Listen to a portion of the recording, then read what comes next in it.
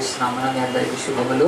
దేవుడు మే మాసంలో 2వ ఆదివారం దినమున పునరుత్థాన దినమున మనందరం సంఘంగా కూడి ఆయన ఆరాధించడం మాత్రమే కాదు, దేవుని వాక్యాన్ని కూడా ధ్యానించడానికి దేవుడు ఇచ్చిన ఈ సమయాన్ని బట్టి దేవుడికి మరి యేసుక్రీస్తు పేరిట కృతజ్ఞతలు చెల్లిస్తున్నాను. వచ్చిన మీ అందరూ కూడా దేవుని వాక్యంలో మరి మంచి ఆ యొక్క జ్ఞానాన్ని పొందాలని ఆశపడుతున్నాను. ఈ సమయంలో దేవుని యొక్క వాక్యంలో అనేక సంగతులు ఉన్నప్పుడు అవి మన జ్ఞానాన్ని, మన యొక్క గమనాన్ని, మన యొక్క మరి జీవితంలోని మరి ప్రతి ఒక్క ఆశ నెరవేర్చడానికి దేవుడు ఈ లోకంలో మంచి వాక్యం ఇచ్చాడు. కనుక వాక్య ధ్యానం లేకపోతే జరిగే సంగతి ఏమిటంటే మనము సాతాను చేత చెప్పబడిన అబద్ధాలను నమ్మటము మొదలు పెడతాం.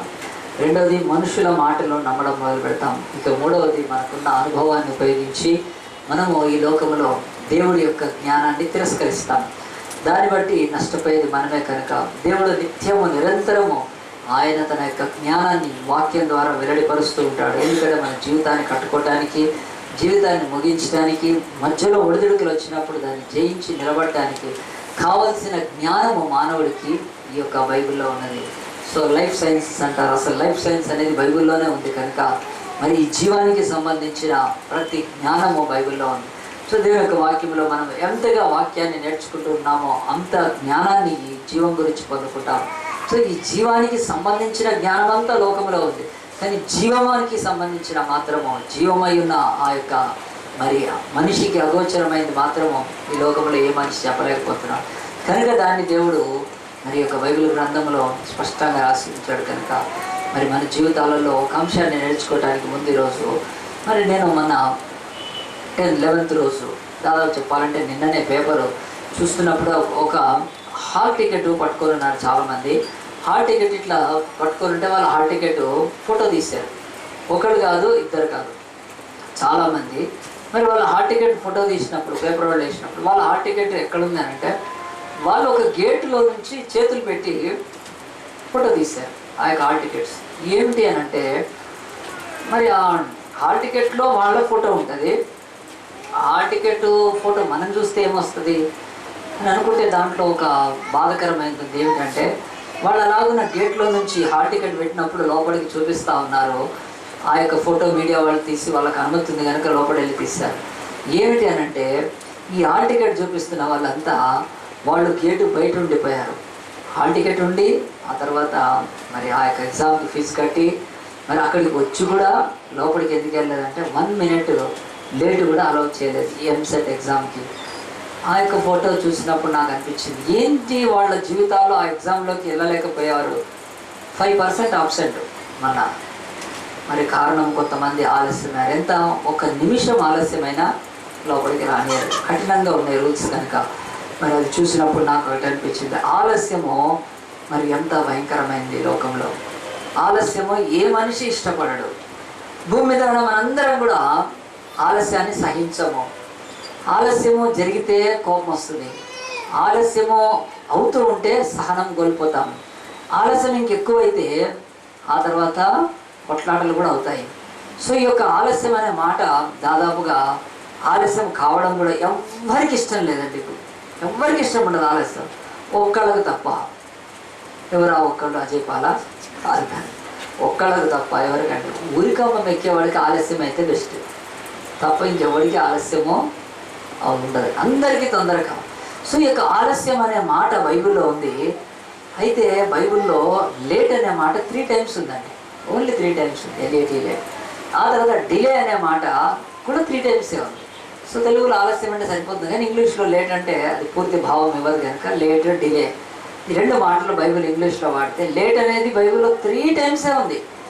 మళ్ళీ డిలే అనే మాట కూడా 3 సార్లే ఉంది మన బైబిల్లో. మరి ఆలస్యం అంటే మనం ఏం నేర్చుకుంటాం? లోకం ఏం చెప్తుంది ఆలస్యం గురించి? మంచి నానుడి సామెతలు అంటారు. ఏమనంటే ఆలస్యం అయితే అమృతమో విషయం అయిపోతుంది. ఎవడు తాగాడో ఎప్పుడు ఆలస్యం అయిందో నాకైతే తెలియదు, కానీ ఆలస్యం అయితే మాత్రమో అమృతమో విషయం అయిపోతుంది.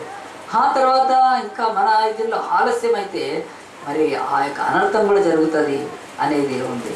సో కనుక ఈ మాటలన్నీ మనము ఒకవేళ లోకంలోంచి విన్నా, నేర్చుకున్నా, ఆలస్యం ఎవరు సహించరు. కనుక ఆలస్యము మంచిది కాదు. కనుక ఆలస్యం అనేది చేయకూడదు అనుకున్నప్పుడు ఈ మానవ దృక్పథాల్లో ఉన్న ఈ మాటలన్నీ కూడా చాలాసార్లు బైబిల్ వ్యతిరేకిస్తుంది.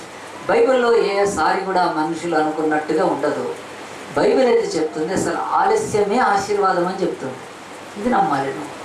మన బ్రతుకుల్లో ఆలస్యము అనేది ఈ లోకం ఎంత విభిన్నంగా మనకు చెప్తున్నా బైబిల్ చెప్తుంది ఆలస్యములో ఆశీర్వాదం ఉంది అని. సో కనుక ఆ యొక్క ఆశీర్వాదాలు ఏంటో నేను చూపిస్తాను ఈరోజు. మొట్టమొదట బైబిల్లో ఈ ఆలస్యంలో ఉన్న ఆశీర్వాదంలో మొట్టమొదట అబ్రహాము జీవితం చూస్తే ఆయనను దేవుడు పిలిచాడు.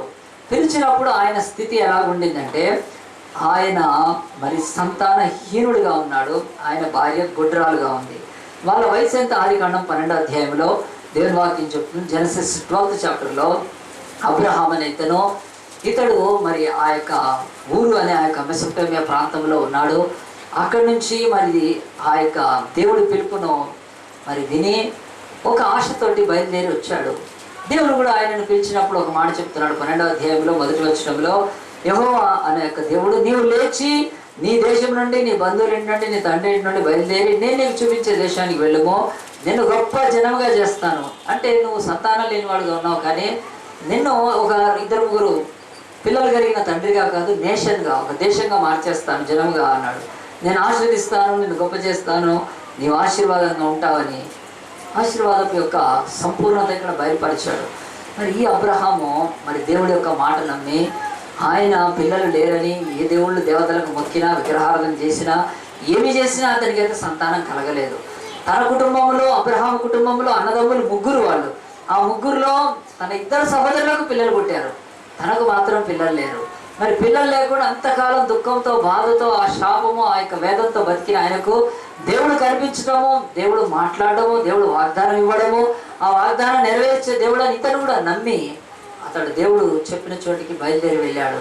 అప్పుడు బైబిల్ ఇదే 12వ అధ్యాయంలో 1వ వచనంలో 4వ వచనంలో అబ్రహాము హారా నుండి బయలుదేరినప్పుడు 75 ఏళ్ల వాడు, 75 years అప్పుడు బయలుదేరాడు. తను ఎక్కడికి వెళ్తున్నాడో తెలియదు కానీ దేవుడు చెప్పిన చోటికి వెళ్ళాలనుకున్నాడు. చెప్పిన చోటికి బయలుదేరాడు శారాను తీసుకొని. అలాగనే వెళ్ళిపోతే 1 సంవత్సరం కాలం పాటు మరి అది గడిచిపోయి ఆయనకు వెంటనే పిల్లలు పుట్టారని బైబిల్ ఏం చెప్పట్లేదు. దేవుడు అతన్ని కానానికి తీసుకెళ్ళాక అతనికి పిల్లలైతే పుట్టలేదు, కానీ ఆకలి అయితే మస్తు పుట్టింది. ఏంటంటే అక్కడ కరువు ఉంది భయంకరంగా.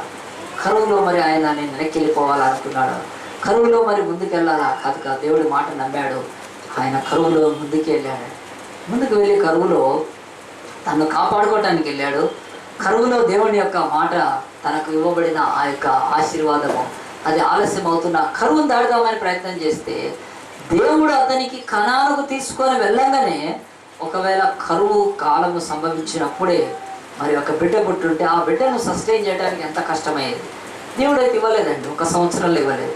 అలాగే నా సంవత్సరం గడిచిపోతుంది, ఆ కరువు అధికమవుతుంటే అక్కడి నుంచి లేచి ఐగుప్తులోకి వెళ్ళిపోయాడు.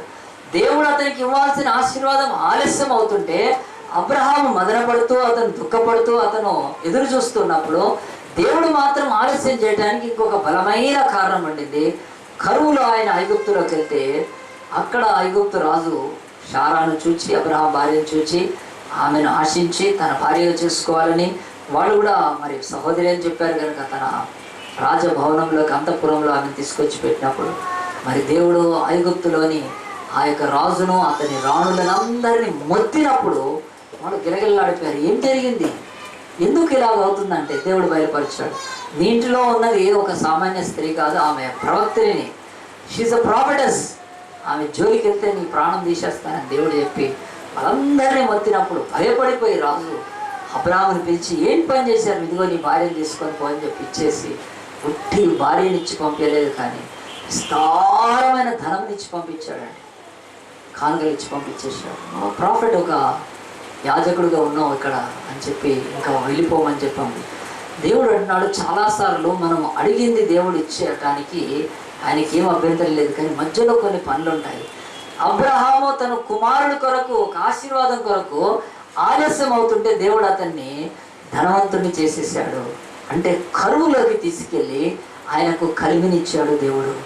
దేవుడే నన్ను బ్లెస్ చేశాడు అనటానికి, తను ఏమీ చేయకుండా ఉండటానికి తన యొక్క మంచి సాక్ష్యం ఏం చెప్తుందనంటే, అబ్రహాముని ఎవరు ధనవంతులు చేసినట్టు దేవుడు చేశాడు అక్కడికి వెళ్తే.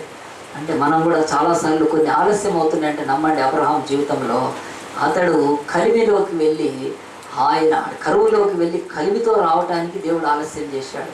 మనం ఒక్కటే ఆలోచిస్తాం, కానీ దేవుడు చాలా ఆలోచిస్తాడు. ఆయన మన పట్ల గొప్ప ఉద్దేశాలు కలిగి ఉంటాడు. మనల్ని దేవుడు ఇంకా చాలా ఆశీర్వదించాలని ఆశపడ్డప్పుడు దేవుడు అంటున్నాడు, ఐగుప్తు ధనాన్ని, ఐగుప్తు దాసురాండ్రను, వెండిని, బంగారాన్ని ఇచ్చినప్పుడు బైబిల్లో ఎంత మంచి మాట రాయబడిందో చూడండి. 13వ అధ్యాయంలో ఆయన గురించి ఆదికాండంలో రాయబడ్డప్పుడు మామూలుగా కాదు, అబ్రహాము తనకు కలిగిన సమస్తమును, తన భార్యను, తనతో కూడిన లోతును వెంటబెట్టుకుని ఐగుప్తులోని నెగెబునకు వెళ్ళాను. అబ్రహాము వెండి బంగారం పశువులు కలిగి బహు ధనవంతుడై ఉండెను అని బైబిల్ చెప్తుంది. ఎంత ధనంతో దీవించాడు. నీ జీవితంలో ఏదైనా ఆలస్యం అవుతుంది అని అంటే నువ్వు విరక్తి చెంది విసుగు చెందడం కాదు. అబ్రహాం విషయంలో దేవుడు అంటాడు, అతని జీవితంలో కుమారుని ఇవ్వటంలో జరుగుతున్న ఆలస్యము అతన్ని ధనవంతుడిగా చేయటానికి, దేవుడు ఆ ఆశీర్వాదాన్ని బయలుపరచడానికి ఆ సమయంలో బిడ్డలు ఇవ్వలేదు.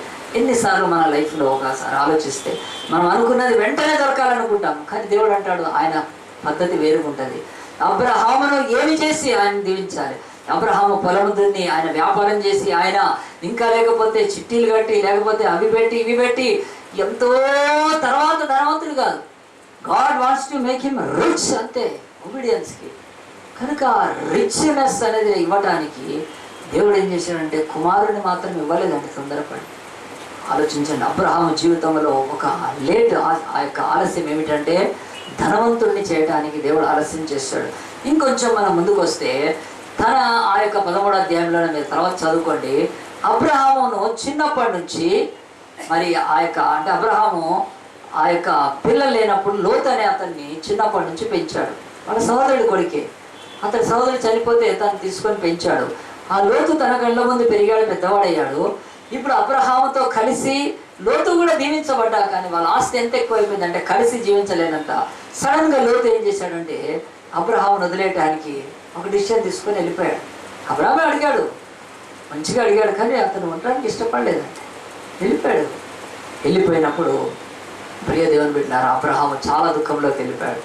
నాకు రక్త సంబంధం లేదు, ఇక్కడ ఉన్నది ఒక్కడే ఈ యొక్క మరి పెంచుకున్న కొడుకు, సహోదరుడు కొడుకే. మరి ఇలాంటి యొక్క లోతు వెళ్ళిపోయినప్పుడు నిరాశతో నిస్పృహతో ఆయన చాలా దుఃఖంలోకి వెళ్ళిపోయినప్పుడు తనకే కొడుకుంటే, తనకు ఒక కొడుకుంటే ఈ యొక్క లోతు వెళ్ళిపోయినప్పుడు బాధ కలిగేది కాదు కదా. దేవుడేమో ఆలస్యం చేస్తున్నాడు, ఇంకా కొడుకుని ఇవ్వలేదు, కుమారుని ఇవ్వలేదు. ఇస్తానని చెప్పాడు, కానీ ఇంకా ఆలస్యం అవుతుంది. ఈ లోపల లోతు వెళ్ళిపోయినప్పుడు బహు దుఃఖంతో బాధతో ఆయన కుంగిపోయినప్పుడు దేవుని యొక్క వాక్యం చెప్తుంది, ఆ సమయంలో అబ్రహాము మాత్రము ఆయన ఒక బలిపీఠం కట్టాడు. దేవుడు కనిపించాడు, అబ్రహాము నువ్వు భయపడవద్దు, నీకు తోడుగా ఉంటానన్నప్పుడు ఒక బలిపీఠం కట్టి దేవుని ఆరాధించాడు. బైబిల్ చెప్తుంది, రెండవది అబ్రహాము జీవితంలో తను ఆశించిన ఆశీర్వాదం ఆలస్యం కావటంలో అతడు ట్రూ వర్షిప్పర్ అయ్యాడండి. మనం కూడా చాలాసార్లు అన్నీ మంచిగా ఉన్నప్పుడు ఆరాధించిన ఆరాధనలో దేవుడికి ఏం పెద్ద మహిమ ఉండదు. మనం దుఃఖంలో ఉన్నప్పుడు, వేదనలో ఉన్నప్పుడు, కష్టంలో ఉన్నప్పుడు, బాధలో ఉన్నప్పుడు, నిజంగా మనకు పొందాల్సిన ఆశీర్వాదం కొరకు ఎదురు చూస్తున్నప్పుడే నిజమైన ఆరాధన ఉంటుంది. వెళ్ళిపోయాడు లోతు, వదిలేసి వెళ్ళిపోయాడు, భార్యను పిల్లలు తీసుకొని ఒక్కడైపోయాడు. మరి ఆ యొక్క దేశం కాని దేశం, బంధువులు కానీ ఎవ్వరు లేని దేశంలో తిరిగి ఆయన భార్య అతనే, మిగతా వాళ్ళంతా దాసులు ఉంటే వాళ్ళంతా ఐగుప్తీయులు, ఈయనకేం సంబంధం లేదు వాళ్ళతో. అలాంటి దుఃఖంలో ఉన్నప్పుడు దేవుడు అంటాడు, నీ ఆశీర్వాదాలు ఎందుకు ఆలస్యం అవుతాయి తెలుసా? చాలాసార్లు నీ బ్రతుకులు ఆలస్యం ఎందుకంటే నువ్వు ట్రూ వర్షిప్పర్ కావాలని, నిజమైన ఆరాధకుడు కావాలని, నీ గుండెలో నుంచి రావాలి ఆరాధన, నీ మనస్సులోంచి ఆరాధన రావాలి. నేర్చుకున్న ఆరాధనలు, నేర్చుకున్న పెదవులతో పాడే ఆరాధనలు, మనుషుల పద్ధతులతో చేసే ఆరాధనలకు దేవుడు ఆయనకి ఎప్పుడూ ఇష్టం లేదు అవి. కానీ నీ లైఫ్లో ఏదైనా దేవుడు ఆలస్యం చేస్తేనే సరిగ్గా స్తుతిస్తావు. దేవుడు అంటున్నాడు అబ్రహాం జీవితంలో ఎందుకు ఆలస్యం అంటే కుమారుని ఇవ్వటానికి. దేవుడు అంటున్నాడు ట్రూ వర్షిప్పర్ కావాలి. అబ్రహాము ఆరాధన ప్రపంచం అంతా కూడా నేర్చుకోవాలి. కష్టంలో బాధలో ఉండి కూడా అయ్యో నా కొడుకు వెళ్ళిపోయాడే లోతు, ఇక నాకు దేవుడిని పిల్లలు ఇస్తాడో ఇవ్వడం అని చెప్పి వెనక్కి వెళ్ళిపోలేదు, కానీ నిలబడి బలిపీఠాలు కట్టి ఆరాధించాడు. సాక్రిఫిషియల్గా ఆ యొక్క దేవుణ్ణి ఆరాధించడానికి తన సహోదరుడు లేకపోతే కొడుకుతో సమానమైన లోతు వెళ్ళినాక ఆరాధిస్తున్నాడంటే దేవుడు అంటాడు, నువ్వు నీ జీవితంలో కూడా ఏదైనా ఇస్తే నువ్వు ఆరాధిస్తావా? తీసుకొని వెళ్ళిపోతావు, రావు కూడాను. కనుక నీ లైఫ్లో ఆలస్యం దేవుడు ఎందుకు చేస్తాడంటే నీ యొక్క లైఫ్లో చాలాసార్లు నువ్వు స్తుతించినప్పుడు నీ స్తుతిలో కన్నీళ్ళు ఉండకపోవచ్చు. చాలాసార్లు నువ్వు స్తుతించినప్పుడు మనసు పెదవులకు సంబంధం లేకపోవచ్చు. పెదవులతో ఇప్పుడు పాడిన పాటలన్నీ కూడా కదా, ఇందాక పాటలు పాడాం, నువ్వు ఉంటే నాకు చాలయ్యా అని పాట పాడుతున్నప్పుడు ఆ పాట మన లైఫ్లో నెరవేరితే ఉంటుందయ్యా, ఇంకప్పుడు ఉంటుంది తడి కదా. పాడగలుగుతావా అప్పుడు ఈ పాట? ఈరోజు చర్చిలో పాడినట్లు నీ లైఫ్లో కదా అలాంటి సంభవాలు వచ్చినప్పుడు పాడగలుగుతావా? దేవుడు అంటే అది వర్షిప్ అంటే. ఆ రోజు నీ వర్షిప్కి వాయిద్యాలు అక్కర్లేదు, డబ్బు అక్కర్లేదు, వెండి అక్కర్లేదు, బంగారం అక్కర్లేదు. ఆనాడు వాళ్ళ వర్షిప్స్లో ఉన్న రక్తమో లేకపోతే ఆ యొక్క అర్పణలు ఏమక్కర్లేదు, గుండెలో నుంచి అర్పణ వస్తుంటుంది దేవునికి. ఎప్పుడు అని అంటే ఇదిగో అబ్రహాము దుఃఖంలోకి వెళ్ళిపోయాడు. దేవుడు అంటున్నాడు అలాంటి వర్షిప్లోకి దేవుడిని తీసుకెళ్ళటానికి, నేర్పించడానికి నీ బ్రతుకులో ఆలస్యం ఉంటుంది. అబ్రహాము లైఫ్లో చూస్తా 5 ఏళ్ళు గడిచిపోయినాయి. 5 ఏళ్ళు అయిపోయినాయి. అయిపోయిన తర్వాత అబ్రహాము జీవితంలో ఇంకా దేవుడు ఆలస్యం చేశాడు, పిల్లల్ని ఇవ్వలేదు. సడన్గా అక్కడ ఒక యుద్ధం జరిగిందండి. కథల్లో ఏమైనా రాజు 14వ అధ్యాయంలో కనిపిస్తాడు. వాడు 9 మంది రాజ్యాల మీద రాజు. వాడు యుద్ధాలు చేస్తూ వాడు వెళ్ళి ఈ యొక్క అబ్రహాము కొడుకు సమానమైన లోతును పట్టుకొని వెళ్ళిపోయాడు చెరలో. అతన్ని భార్యని పిల్లల్ని తీసుకొని వెళ్ళిపోయాక వెంటనే ఒక అతను వచ్చి సమాచారం ఇచ్చాడు అబ్రహాముతో, అయ్యా నీ సహోదరుడు ఇదిగో లోతుని కథల్లో రాజు పట్టుకొని పోయాడు. అప్పుడు అబ్రహాం ఏమనాలి? వాడి కర్మ కాలింది, మంచిదే అయింది, నా దగ్గర ఉంటే అయ్యేది కాదు, నాకెందుకు చెప్తున్నారు, పోతే పోయింది అని అన్నాడండి అబ్రహాం. అనలేదండి, అలాగనలేదు. అబ్రహాము అన్నాడు, ఏమిటి పరిస్థితి?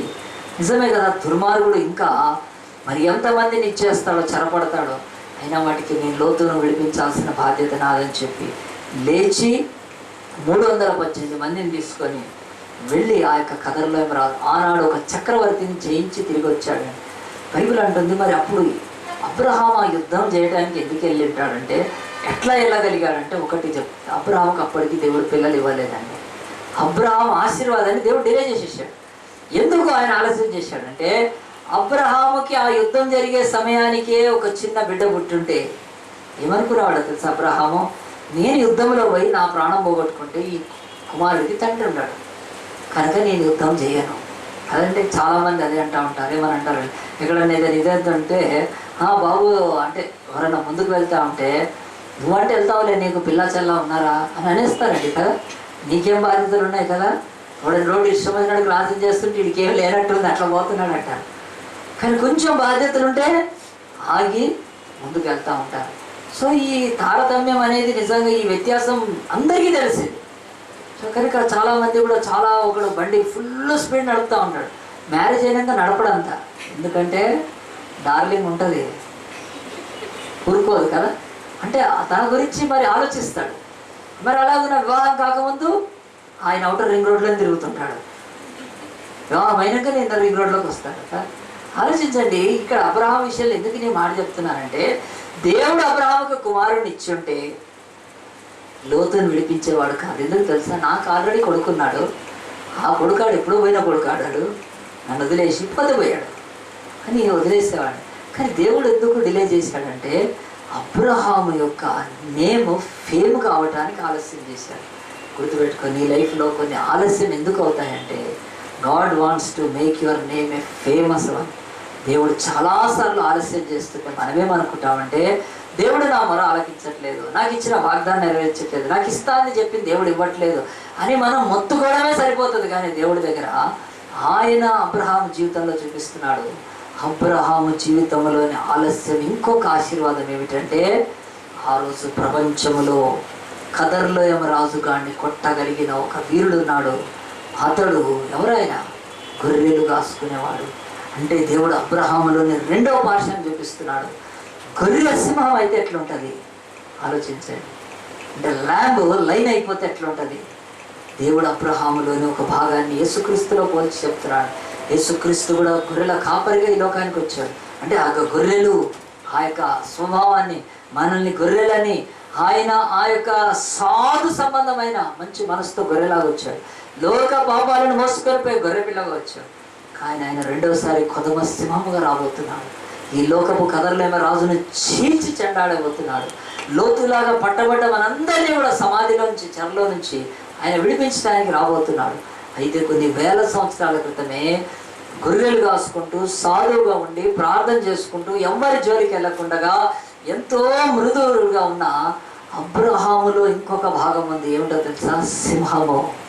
దేవుడు అంటున్నాడు అబ్రహాములో ఉన్న ఆ యొక్క నేమ్ ఫేమ్ కావడానికి ఆ బ్లెస్సింగ్ని బయటికి తీసుకొచ్చాడు.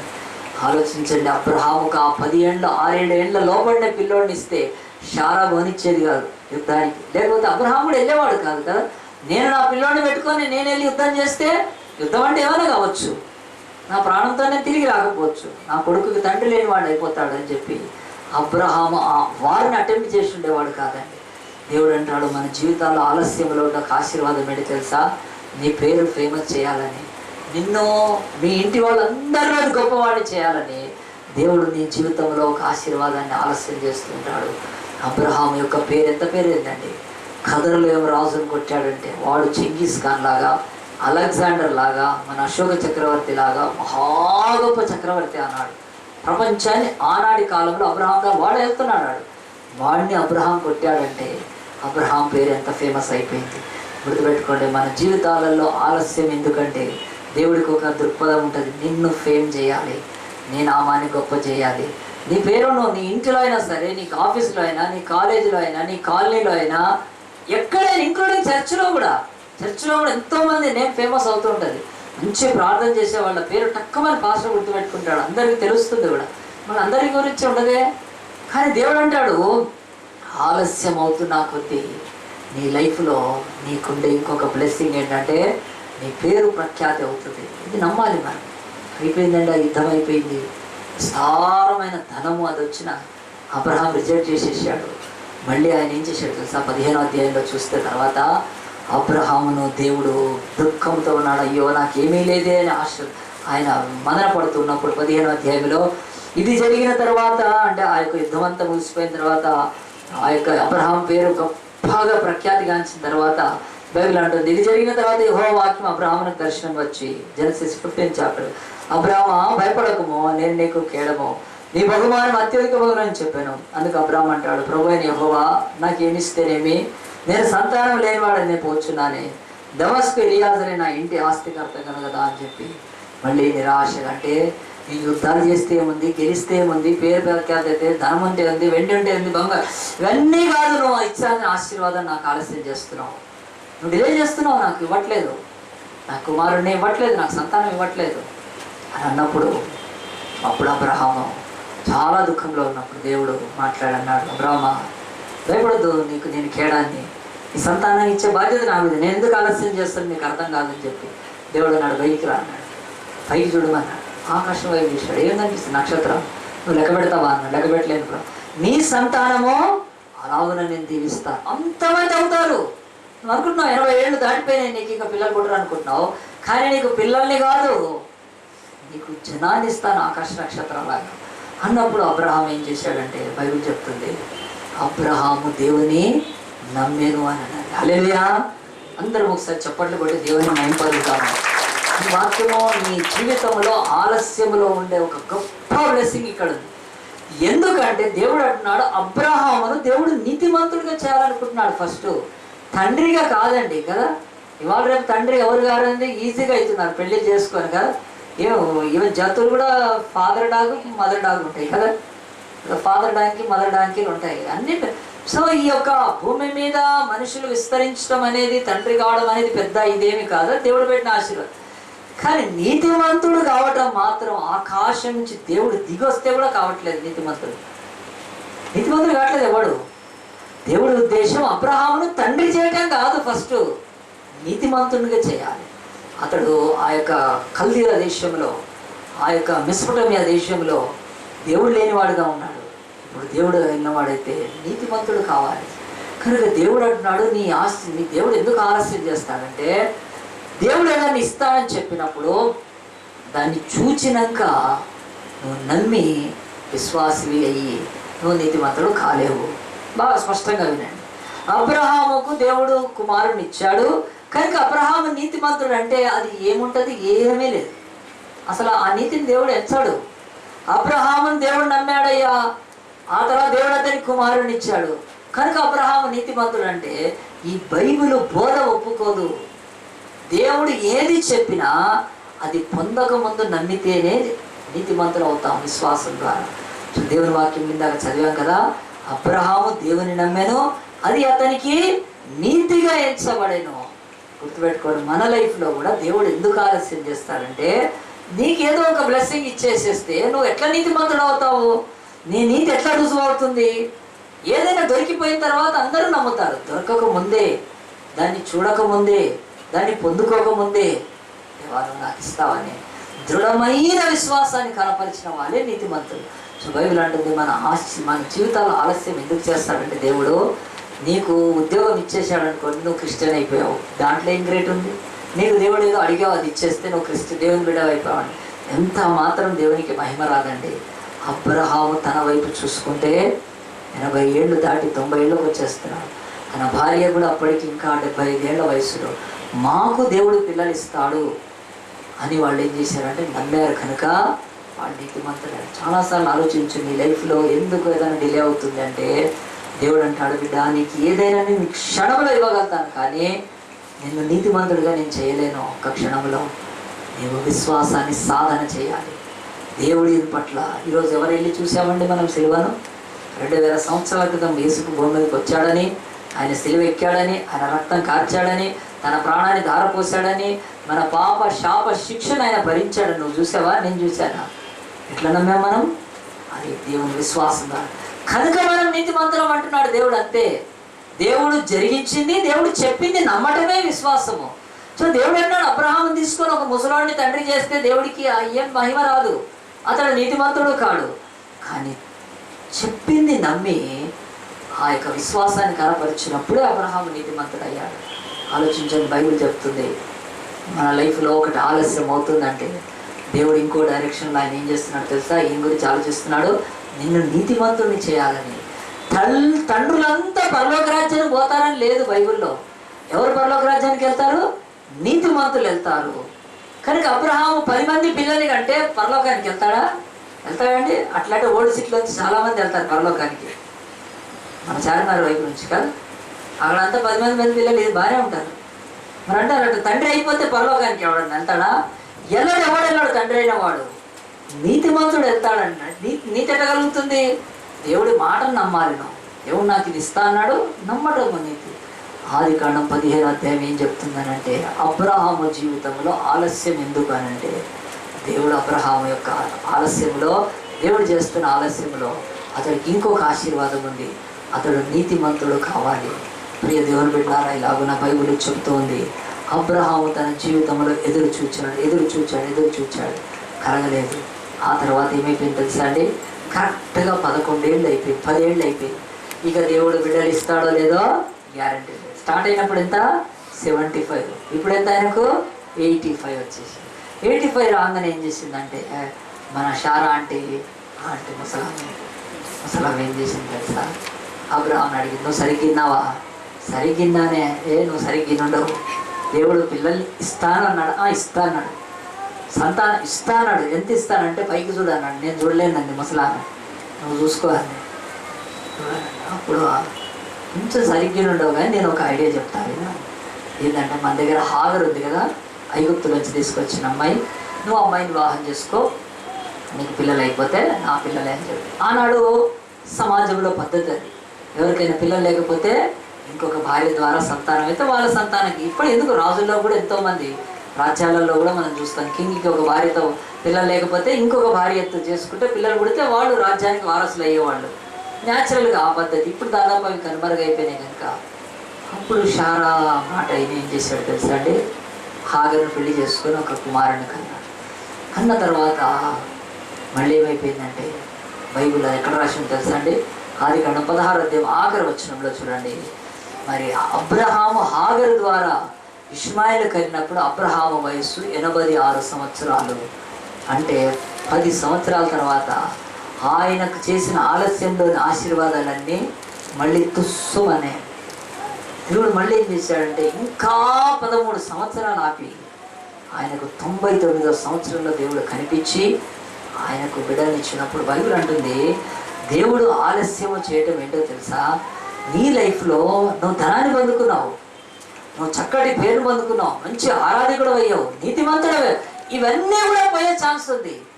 కనుక నీకు బిడ్డనిస్తే, నీకు కుమారుని ఇస్తే నువ్వు ఆశీర్వాదాలలో వీటిని పట్టుకొని నువ్వు దూరం అయిపోతావని దేవుడు అతనికి ఇంకొక 13 years అండి, 86 నుంచి 99, 99 - 86 వేస్తే 13 సంవత్సరాల తర్వాత మళ్ళీ దేవుడు దర్శించి అతడు క్షమాపణ కోరుకున్నాక దుఃఖపడ్డాక 17వ అధ్యాయం 1వ వచనంలో చూడండి, దేవుడు అతనికి ప్రత్యక్షమైనప్పుడు అతని వయస్సు కరెక్ట్గా రాయబడింది. 17వ అధ్యాయం 1వ వచనంలో ఏమనుంది? 99 సంవత్సరాలు, అంటే 13 ఏళ్ళు గ్యాప్ ఇచ్చేసేసాడు దేవుడు, ఆలస్యం చేసేసాడు. అతను చేసిన తప్పుకే కాదు, కానీ అతడు ఉన్న ఆశీర్వాదాలన్నీ పోగొట్టుకోకుండా దేవుడు ఇంకా 13 సంవత్సరాలు ఆలస్యం చేస్తే, బైబిల్ చెప్తుంది ఈరోజు భూమి మీద ఒక్క అబ్రహాము 100 ఏళ్లకు ఒక కుమారుని కన్నాడు. ఆశీర్వాదాన్ని ఆలస్యం చేసిన పొందుకున్నాడు. పొందుకొని ఈ లోకానికి సవాళ్ళు అండి ఏమిటంటే, ఎవరైనా 25 సంవత్సరాలు ఆలస్యం చేస్తే కూడా నమ్మి దేవుని దగ్గర నుంచి ఆ యొక్క నమ్మకానికి తగిన బహుమానం పొందినవాడంటే అబ్రహాము. ఎంత గొప్పవాడు అబ్రహాము! అలా ఉన్న దేవుని నమ్మటాన్ని బట్టి అబ్రహాములోంచి ఎవరు వచ్చారండి? నాయకులు వచ్చారు, న్యాయాధిపతులు వచ్చారు, ప్రవక్తలు వచ్చారు, రాజులు వచ్చారు, రారాజైన యేసుక్రీస్తు వచ్చాడు. హల్లెలూయా!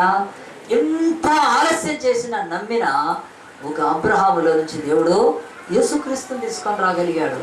అంత దేవుడు అంటున్నాడు ఈరోజు, ఆలస్యములో అబ్రహాము ఆలస్యంలోని ఆశీర్వాదం ఏమిటంటే, అతన్ని దేవుడు ఆకాశమంతా ఎత్తు హెచ్చించాడు. ఒకసారి యేసు ప్రభు ఈ భూమి మీద ఉన్నప్పుడు ఆయన అలాగున ఎరుకో పట్టణం దగ్గర నుంచి వెళ్తున్నప్పుడు ఒక చెట్టు దగ్గర ఆగాడు.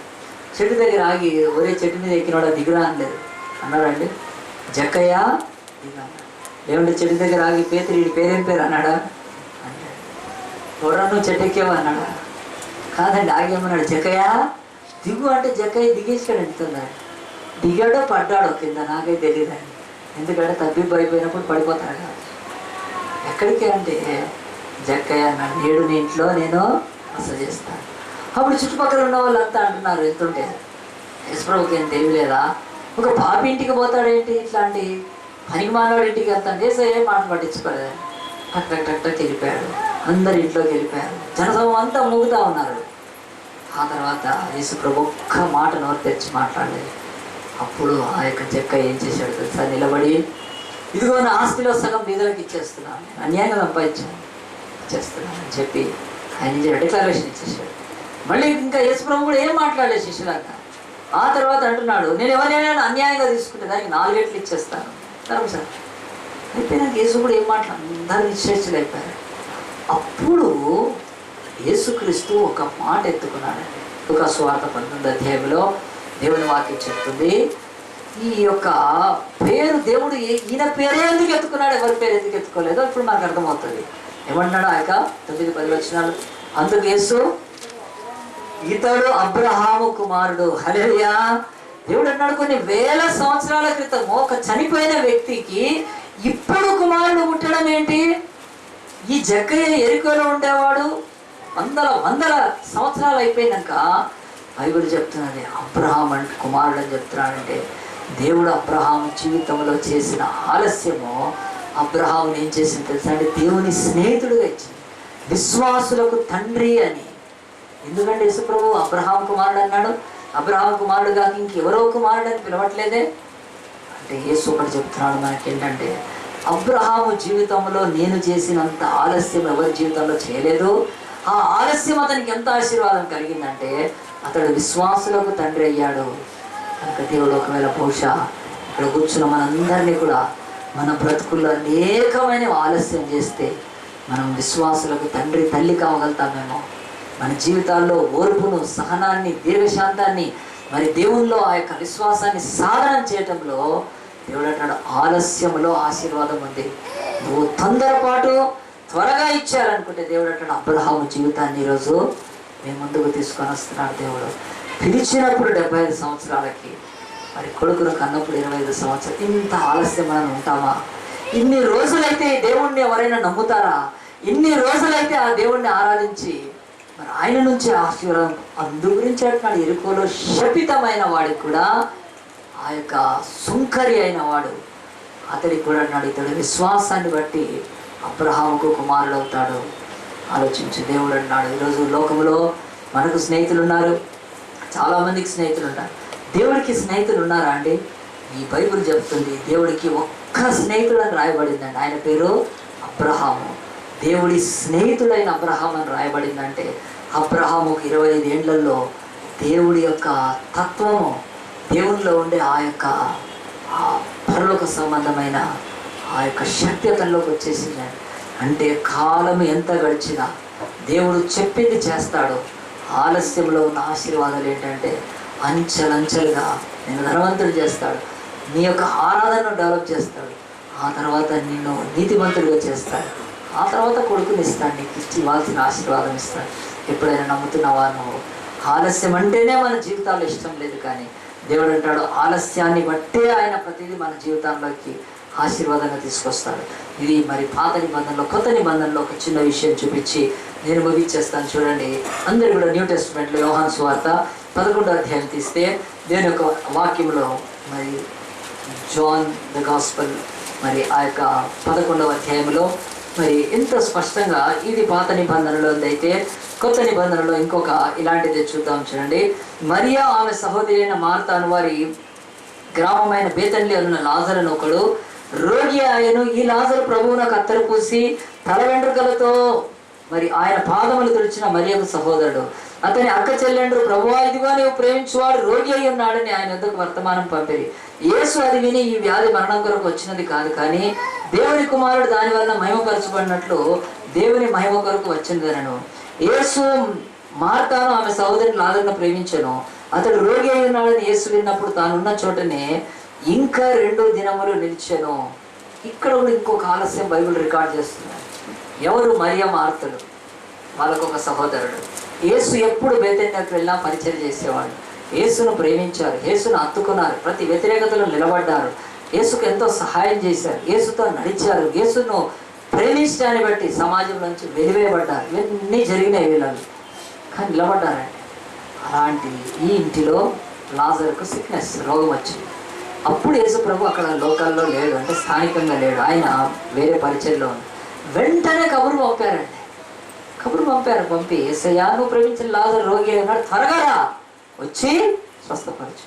నువ్వు చేసే అద్భుతాలన్నీ మేము నమ్ముతున్నాం, నీకుంది ఆ శక్తి, మేము అనుమానించట్లేదు, నువ్వు మమ్మల్ని ప్రేమిస్తున్నావు, నేను మిమ్మల్ని ప్రేమిస్తున్నాం, రా అన్నప్పుడు యేసు ప్రభు చేసిన ఈ ఆలస్యము ఎంత క్రిమినల్గా కనిపిస్తుందండి. ఆలోచించాలి, ఎంత భయంకరంగా చేర్చా ఇలాంటి ఆలస్యము. చూద్దాం, పాత నిబంధనలు అబ్రహాముకు పిల్లలు పుట్టలేదు. నా పిల్లలు ఈరోజు పుట్టకపోతే రేపు పుడతారు. ముసలాం వేసుకొని అనడమే కదా. ఎప్పుడైతే ఏముంది, ఈ సంవత్సరం కాబట్టి ఇంకో సంవత్సరం కాబట్టి ఏం మునిగిపోయేది ఏం లేదే. దేవుడు ఎంత ఆలస్యం చేసినా వాళ్ళకి పిల్లలు ఇచ్చినప్పుడు కానీ. ఇక్కడ అట్లాంటి సిచ్యువేషన్ కాదు కదండి. ఇక్కడ బైబిల్ చెప్తుంది చచ్చిపోబోతున్నాడు, కానీ యేసు ఆలస్యం చేస్తున్నాడు. ఎందుకు చేస్తున్నాడు? మనకు తెలుసు అందరికీ క్రానిక్, అక్యూట్ అని ఉంటుంది. క్రానిక్ అంటే దీర్ఘకాలికంగా వ్యాధులు ఉన్నప్పుడు దానికి కొంచెం మందు తీసుకుంటూ ఉంటాం కదా, దానికి హోమియోపతి బాగా వాడతారు. అక్యూట్ అంటే కాలు దిగిపోయింది కదా, దానికి హోమియోపతి వాడితే మన పతి ఉండదు ఇంకా కదా. నీకు 2 గుళికలు తీసుకో అనేస్తే కాలు ఉంటుంది. అది ఏం చేస్తారు? అక్యూట్ అంటే హాలోపతి వాడతారు, ఇమ్మీడియట్గా ఇంగ్లీష్ మెడిసిన్ కదా, బ్యాండేజ్ వేయాలి, ఇంజక్షన్లు వేయాలి, అవి అంటే అక్యూట్కి తర్వాత క్రానిక్కి ఈ లోకంలో అందరికీ డిఫరెన్స్ తెలుసండి. అంటే ఏది తొందర చేయాలో ఇది. కానీ ఇక్కడ బైబిల్లో ఎంత బుద్ధిహీనంగా లేకపోతే ఎంత భయంకరంగా అనిపిస్తుందండి. దేవుడు అబ్రహాంకి అంత ఆలస్యం చేస్తే యాక్సెప్టబుల్, అది చేర్చి ముసలాయన పిల్లలు ఇచ్చినప్పుడే పొందుకుంటారు, తీసుకుంటారు. దేవుడు ఇదేంటిది ఇక్కడ ఆలస్యం చేర్చా యేసు ప్రభు? ఆ వార్త విని ఇంకా 2 దినాలు ఉండిపోయానని చెప్తుంది బైబిల్. ఈ ఆలస్యము ఇది ఎంత నేరం కదా. మరి బైబిల్ ఎట్లా అర్థం? అందుకని చెప్పాను నేను, బైబిల్లో మనం ధ్యానిస్తే తప్ప దేవుడి జ్ఞానం మనకు అంతుపట్టదు. ఆ దేవుడే ఈ దేవుడు. మరి ఇక్కడ చచ్చిపోతే పోనీయా? ఎంత పాపం అండి అసలు, ఎంత ఈ ఆలస్యం. అయితే 2వది నేను చెప్తున్నాను, మరియు మార్తల జీవితంలో ఆలస్యము ఆశీర్వాదమే. ఎందుకనంటే నిన్న నేడు నిరంతరం ఏకరీతిగా ఉండే దేవుడు. మనము కాలంలో ఉన్నామో, మన భూమి తిరుగుతుంది కదా. భూమి తిరుగుతుందా? కళ్ళు తిరుగుతున్నాయా? ఏదో తిరుగుతుంది కనుక భూమి తిరుగుతుంది కనుక ఇక్కడ కాలం. దేవుడు చలించని పట్టణంలో ఉన్నాడు. ఆయనకు కాలం లేదు. ఆయనకు నీకు చచ్చిపోతున్నాడు, పోతున్నాడు, అది ఇది నువ్వు లబలం మొత్తుకోవచ్చు, కానీ దేవుడికి ఏమీ లేదు. ఆయన నిత్యంలో ఉండేవాడు, నిత్యత్వంలో ఉండేవాడు. కనుక మనం కూడా ఎక్కడన్నా పోతే ల్యాబ్స్ అంటారు కదా, మరి ఆ యొక్క రౌండ్స్ వేస్తూ ఉంటారు. వేస్తున్నప్పుడు మనం కూర్చొని ఉంటాం కదండి, మనకు కౌంట్ ఉంటుంది, వాళ్ళకి కౌంట్ అవుతుంది. అట్లే దేవుడు కూడా చలించని పట్టణంలో ఉన్నాడు కనుక ఆయన కాలం ఉండదు. మనం చలిస్తూ ఉన్నామంటే తిరుగుతూ ఉన్నాం కదండి. భూమి చుట్టూ తిరుగుతూ ఉంది కదా, గర్ల్స్ బాయ్స్ చుట్టూ తిరుగుతున్నారు, బాయ్స్ గర్ల్స్ చుట్టూ తిరుగుతూ ఉన్నారు కదా, ఉద్యోగాల చుట్టూ తిరుగుతూ ఉన్నారు కదా. ఈ తిరిగట్లు ఏమవుతుందంటే టైము ఇది అవుతారు. మరి ఇప్పుడు ఏం చేస్తున్నారు, రోగి అయ్యి చచ్చిపోతారు, తొందర రావాలి అని అంటే మనం కూడా ఏమనుకుంటామంటే త్వరగా ఇల్లు ఉండాల్సింది యేసు ప్రభు. దేవుడు అంటున్నాడు, ఆయన చేసే ఆలస్యంలో ఆశీర్వాదం ఏంటంటే నంబర్ 1 గుర్తుపెట్టుకోండి, మరియ మార్తలు డిస్హార్టన్ కాలేదు. వాళ్ళకు టెస్ట్ వచ్చింది ఒకటి. యేసు ప్రభు దూషించి తిరస్కరించి కాదు, యేసు మళ్ళీ వెళ్తే యేసుని ఎదుర్కొన్నారండి తెలుసా. ఇద్దరు యేసుతో మాట్లాడుతున్నారు మంచిది. వాళ్ళ భక్తి పైన పూసుకున్న పూత కాదు కదండి, పూత కాదు. దే ఆర్ రియల్ వర్షిపర్స్, మంచి ఆరాధికులు, డివోటీస్. యేసుతో మాట్లాడుతున్నారు. యేసయ్యాను ఉంటే బాగుండేది అంటున్నారు. అంటే వాళ్ళలో ఉండే ఆ యొక్క చచ్చిపోతే తమ్ముడికి వచ్చి హెల్ప్ చేయకపోతే సోదరుడికి ఆ యొక్క ప్రేమ, దేవునితో ఉన్న సహవాసము అది తెగిపోలేదు. దేవుడు అంటాడు ఆలస్యంలో, దేవుడు అంటున్నాడు నాతో ఉండే అనుబంధము అది బలపడుతుంది మీకు. ఆలస్యం చేస్తేనే, తొందరగా పడి రావడం కాదు.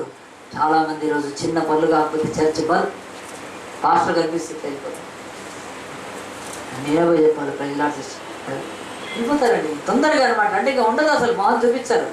బైబిల్ ఉంటుంది మరి చచ్చిపోతే మొహం చూపిస్తున్నారు యేసు ప్రభుకి కదా. తీసుకుపోయి సమాధి చేసి పారేసినాక కూడా యేసు వస్తే వెళ్ళారు. మరి ఇది రియల్ మరి బ్లెస్సింగా కదా. దేవుడు ఎందుకు ఆలస్యం చేశాడు, వాళ్ళలో ఉండే భక్తి బయటపడుతుంది అది. అంతేకాదు అక్కడి నుంచి యేసు ప్రభు వెళ్ళిపోయాడు. వెళ్ళిన తర్వాత యేసు ప్రభు ఆ సమాధి దగ్గరికి వెళ్ళాడు. సమాధి దగ్గరికి వెళ్ళి ఆయన కదా ఒక బొకే తెప్పించి, వంశీ రవి తీసుకొస్తారు బొకే కదా, అట్లా ఒక బొకే తీసుకొచ్చి బొకే ముందు పెట్టి కదా అన్నాడు యేసు ప్రభు. సమాధి దగ్గర నిలబడి దాని గురించి వెళ్ళాడా కదా. ఎందుకు వెళ్ళాడండి సమాధి దగ్గరికి? ఎవడు వెళ్ళినా సమాధి దగ్గరికి అంతే వెళ్తారు కదా.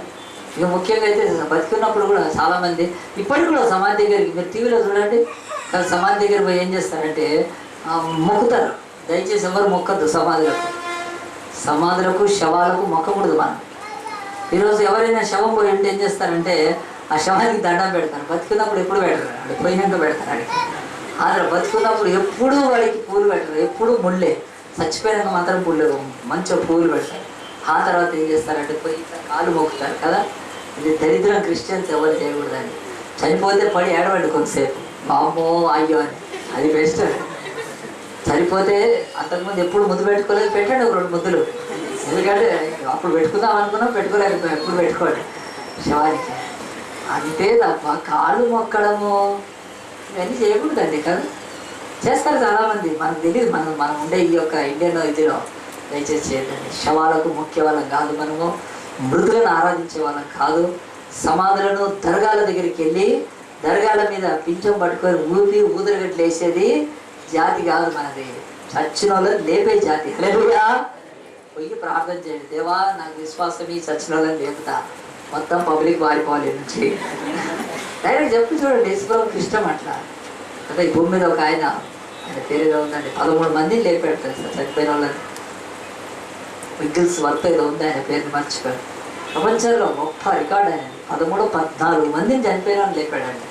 ఇక దాదాపుగా చాలామంది పాస్టర్స్ 1-2 లేపిన వాళ్ళు కూడా ఉన్నారు. అది అంటున్నాడు కానీ, అంతేగాని శవాలకు కేసు ఎందుకు వెళ్ళాడు ఆ సమాధి దగ్గరికి? అదే సమాధి ముందు ఆయన ఏదైనా ఒక పాట కదా, కొయ్యరుంటే ఎత్తుకుంటారా పాట, పరమా జీవము నాకు ఇవ్వ కదా, ఈ లోకంలో ఏది శాశ్వతం కాదు అని చెప్పి ఒక పాట పాడటానికి వెళ్ళాడా? కాదండి. యేసు ప్రభు ఎందుకు ఏం చేశాడంటే, ఆలస్యములోని ఆశీర్వాదాలు ఏమిటంటే, మరియ మార్తల ఇంటిలో ఒక వ్యక్తిని లేపి ఆ వ్యక్తికి సంబంధించిన బంధువులందరూ కూడా దాదాపుగా యెరూషలేము నుంచి వచ్చారు. వాళ్ళల్లో చాలామంది సద్దూకైలు, దే డు నాట్ బిలీవ్ రెసరెక్షన్, ఆ యొక్క పునరుత్థానాన్ని నమ్మరు. కనుక యేసు ప్రభు 4 రోజుల తర్వాత చనిపోయిన వాడిని పిలిచి లేపి ఆయన ఏమన్నాడు తెలుసా? మీరు పునరుత్థానం అంటే ఏమనుకుంటున్నారంటే చనిపోయిన వాళ్ళు బ్రతకడం పునరుత్థానము, సమాధుల్లోంచి లేవడం పునరుత్థానము, లేకపోతే బతికి చనిపోయిన వాళ్ళు తిరిగి మళ్ళీ కనిపిస్తే పునరుత్థానం. దేవుడు అంటున్నాడు, దీని గురించి నేను ఆలస్యం చేయలేదు. ప్రపంచానికి ఆ రోజు నుంచి ఈ రోజు వరకు ఒక సంగతి తెలియజేయడానికి ఏమన్నాడంటే, ఈ లోకంలో చాలా మంది ఏం చెప్తారంటే, అయ్యా మోక్షానికి ఎట్లా పోవాలి అని అంటే, పోనాయన ఇట్లా అని పో, నల్ల బట్టలు వేసుకో, నెత్తి మీద పెట్టుకో, అక్కడ జ్యోతి ఉంటుంది.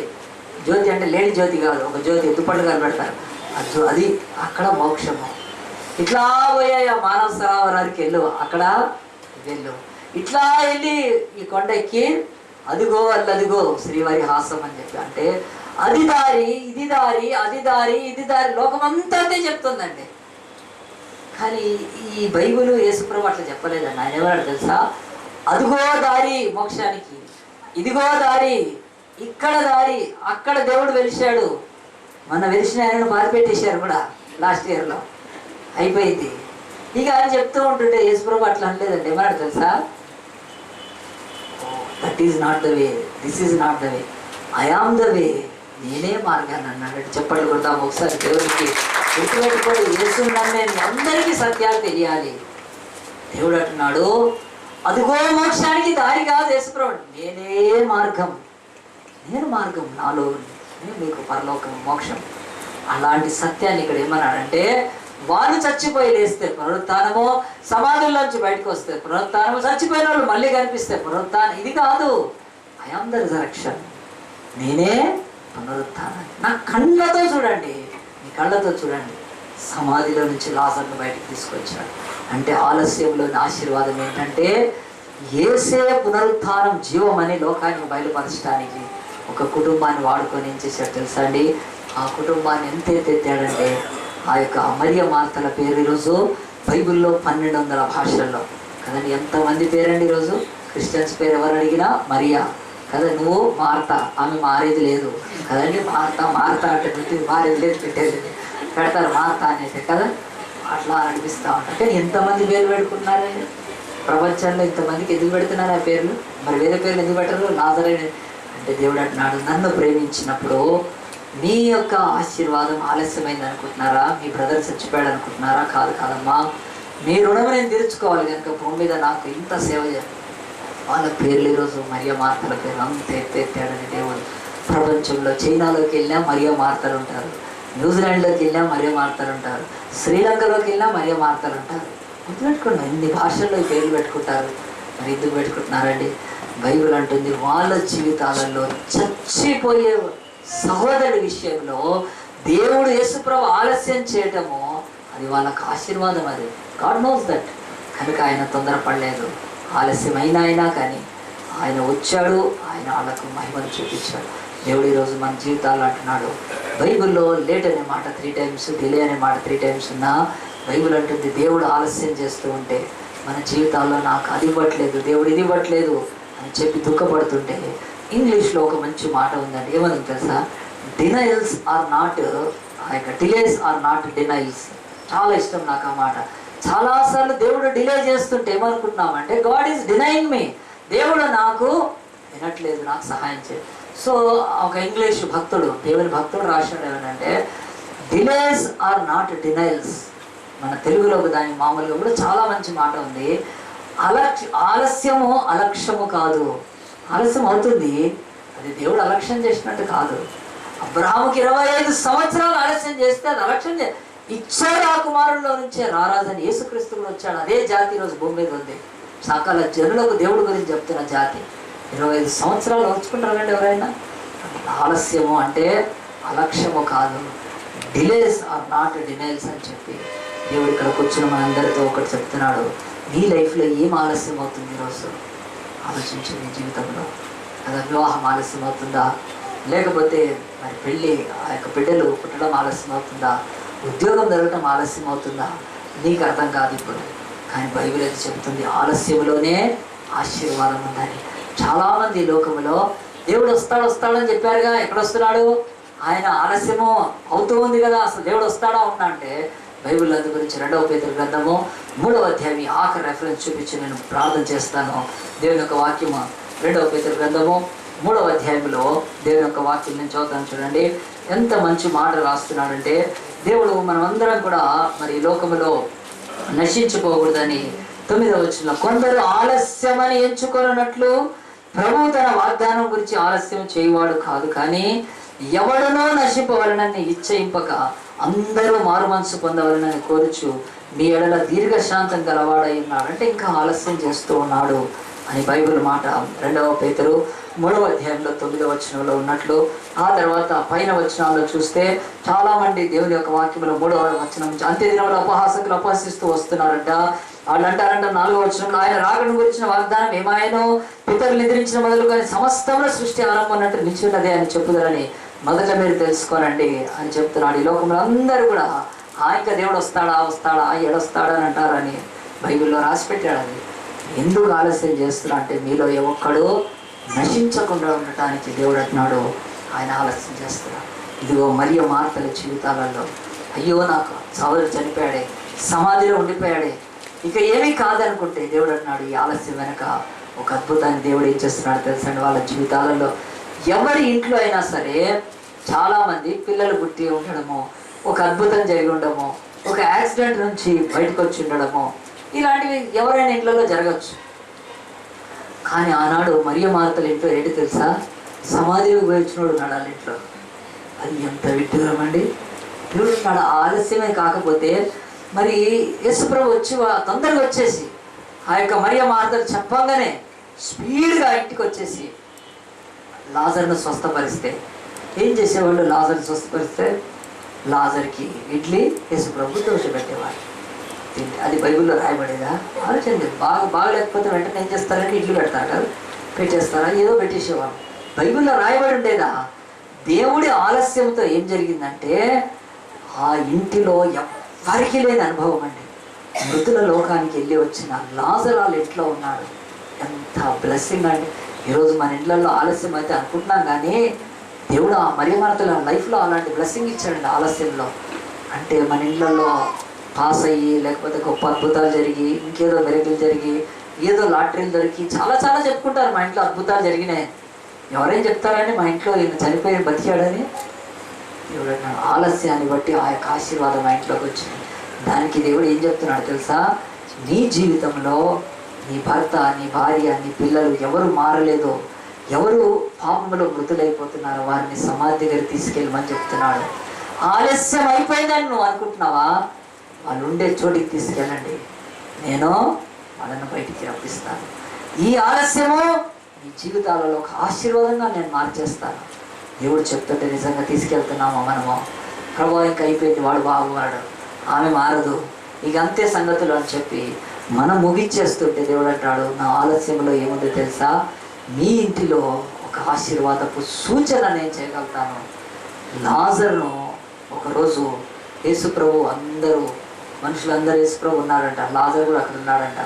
అందరూ వచ్చి ఏం చేస్తున్నారు తెలుసా? అందరూ యేసుప్రభు చుట్టానికి వస్తారు.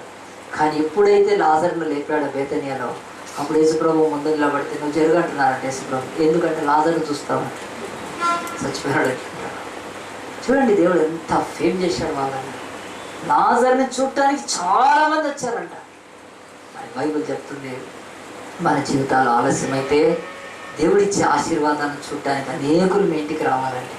వస్తారు కూడా, కానీ త్వరగా దేవుడు చేయడు. కానీ మనందరం తలలు వంచి ఒక 2 3 విషయాలు నేను మాట్లాడుతుండగా తలలు వంచి ఒక్కసారి ఆ యేసు వైపు చూద్దాము, ఆ దేవుని వైపు చూద్దాం. దేవా, నా జీవితంలో ఆలస్యము, ఈ భూమి మీద ఆలస్యం అయితే మరి అమృతం విషయం అయిపోతారు. ఆ మాటలు మాకు అక్కర్లేదు ప్రభు.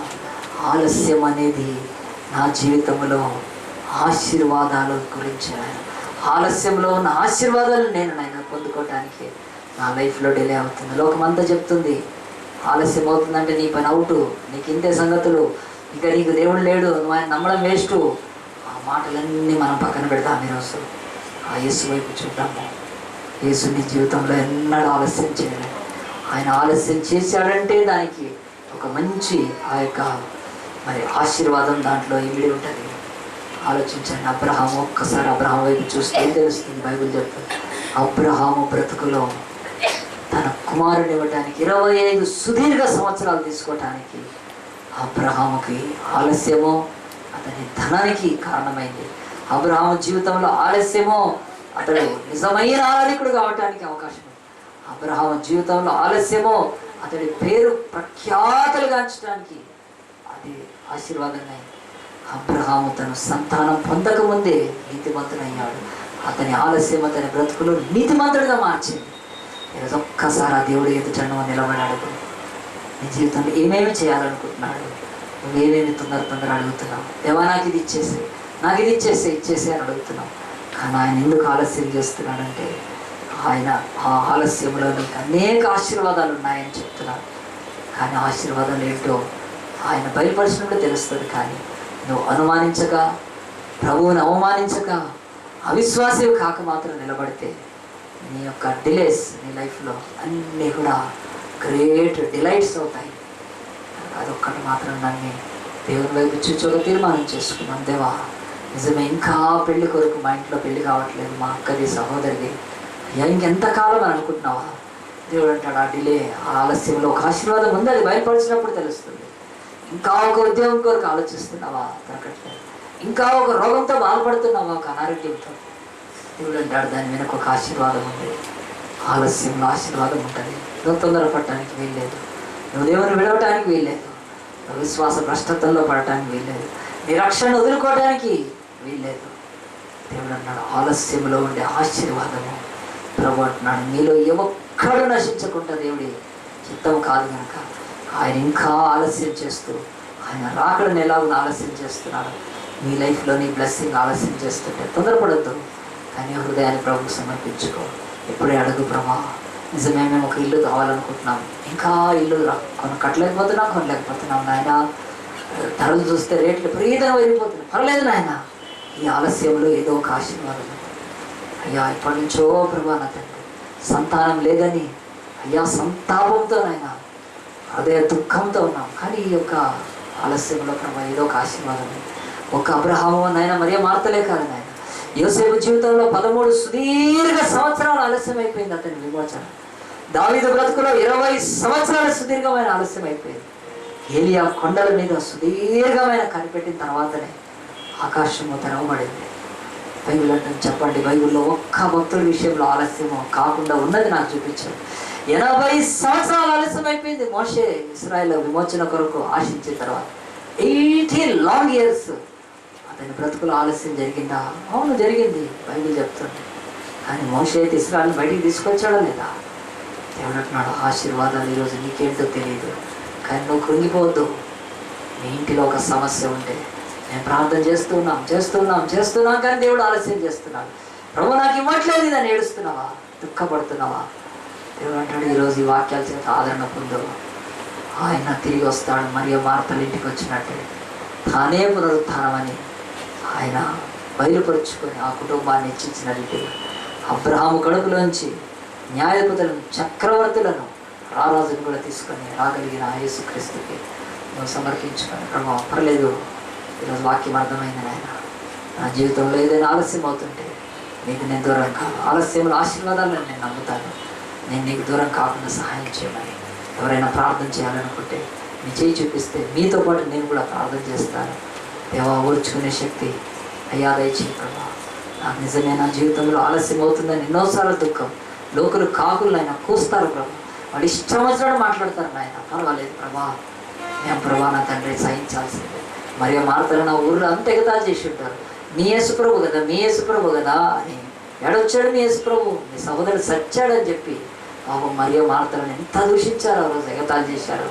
కానీ అలాంటివన్నీ మనం భరించాల్సి వస్తుందని. పర్వాలేదు, కానీ దేవుడు అంటాడు, ప్రభా మరి నా కూతురు వివాహాన్ని చేస్తాం, నాకు ఉద్యోగాన్ని ఇస్తాం, నా ఇల్లు విషయం దేంట్లో ఆలస్యమైనా దేర్ ఈజ్ ఎ బ్లెస్సింగ్ ప్రభా, నేను నమ్ముతున్నాను, దేవునికి ఇస్తాను. ఇంకెవరైనా ఉంటే తీర్మానం చేసుకుంటే నేను చేయి చూపిస్తే ప్రార్థన చేస్తాను. దేవునికే మహిమ కలుగును కాక. చేతులు వేసి ప్రార్థన చేసుకుందాం. మహోన్నతుడా, పరిశుద్ధుడా, యేసయ్య నీ పవిత్ర పాదాలకు స్తోత్రం నాయన. ఆలస్యంలో ఆశీర్వాదాలు ప్రభా ఈరోజు మేము నేర్చుకుంటున్నాం నాయన. నువ్వు తొందరపడే దేవుడు కాదు, తొందరపాటు నీలో ఉండదు ప్రభా నాయన. మా బ్రతుకులో ప్రతి ఆశీర్వాదాన్ని తీసుకొని రావడానికి ఆలస్యాన్ని నువ్వు వాడతావు నాయన. ఆలస్యం చేసినప్పుడే మా సహనం పెరుగుతుంది నాయన. ఆలస్యం చేసినప్పుడే మాలో ఓర్పు పెరుగుతుంది నాయన. ఆలస్యం చేసినప్పుడే మాలో దీర్ఘశాంతం పెరుగుతుంది. ఇవన్నీ దైవిక లక్షణాలు కదా ప్రభా నాయన. వాటన్నిటిని మాకు ఆపాదించాలని, వాటిని మాలో తండ్రి ఇమడింప చేయాలని ప్రభా. అనేక సార్లు నువ్వు ఆలస్యం చేస్తుంటే ప్రభా, నువ్వు మమ్మల్ని మరిచావని, మమ్మల్ని విడిచావని, అయ్యా మేము దుఃఖంతో నీ నుంచి దూరం అయిపోయే అవకాశాలు ఉంటాయి కనుక దేవా ఈ రోజు తర్వాత ఈ వాక్యం విన్న వారి జీవితాల్లో ఎప్పుడు నేను అనుమానించకుందరుగాక నాయన తండ్రి, నమ్మదురుగాక నాయన తండ్రి. అయ్యా సుదీర్ఘమైన ప్రభు ఆలస్య సంవత్సరాలు నాయన మా బ్రతుకులో తండ్రి ఎనలేని ఆశీర్వాదాలను తీసుకొస్తాయి. మేము నమ్మటానికి మాత్రం సహాయం చేయాలి. ఎవరైతే చేతులెత్తి ప్రార్థన కోరుకున్నారో నాయన వారి జీవితాల్లో ఇంకా ఏది ఆలస్యం అవుతుందో నాయన అది ఆశీర్వాదం కొరకే అని వారిని దృఢంగా నమ్మటానికి, సాతాను మాటల్ని ప్రభా వారు ఎదిరించడానికి మా దేవుడు మంచి దేవుడు మాకు ఇస్తాడని ప్రభా వారు పెదవులతో హృదయంతో ఒప్పుకొని ప్రభా ఆశీర్వాదాన్ని పొందుకోవటానికి మీరు ముందుకు నడిపించండి. దేవా సహాయం చేయండి. మితమైన వాక్యానికి అయా నారు కట్టి నీరు పోసి నిరంతరంగా మీరే ఫలింపచేయమని ఈ యొక్క తండ్రి బలహీన దాసుని కూడా వాడుకున్నందుకు వందనాలు చెల్లిస్తూ మా బ్రతుకుల్లో నా తండ్రి 6 సంవత్సరాలు మేము నాయన అడిగినప్పుడు ఆలస్యం అయింది అనుకున్నప్పుడు నాయన 7వ సంవత్సరంలో మా చర్చికి ల్యాండ్ కూడా ఇచ్చావు నాయన. నువ్వెన్నడైనా ఆలస్యం చేస్తావే తప్ప అలక్ష్యం చేసే దేవుడు కాదు నాయన.